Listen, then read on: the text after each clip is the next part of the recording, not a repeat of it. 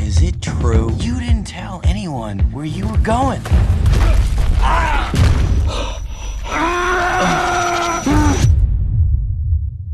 Oops. Well, I had decided much earlier, even within the first hour of entrapment, that I would have to cut my arm off, except I couldn't figure out how to do it. By the final night that I was there, I was pretty sure that I was gonna die. I was certain of that by the first time I even turned the camera on, 24 hours into it, I was gonna die. I couldn't cut my arm off. I would either bleed to death before I could get to medical help, and then I realized the knife isn't sharp enough to get through the skin, or then it isn't sharp enough to get through the bone. Then it was the epiphany of realizing that I could break the bones in my arm. I didn't have to cut through them with the knife. I could break them. And from that point, it was just this smile of that I'm going to get to my family. I'm going to get home. I'm going to get out of this spot. I'm going to go home. It was, I was this just ecstatic.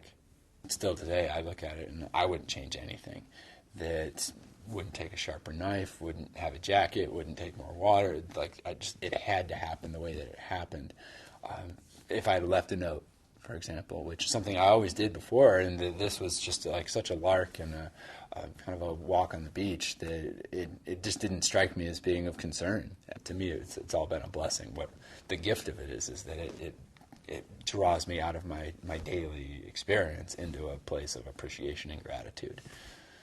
It was typical for me that I would have cameras with me, and as I then was trapped, and all of a sudden it took on a much different aspect of experience, that I would be able to leave farewell messages to my family, to give them something to explain what had happened.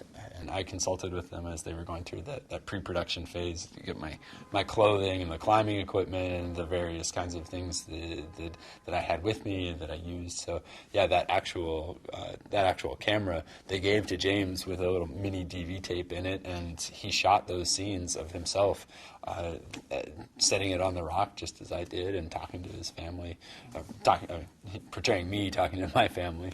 That it was, and then they used that footage right from the tape.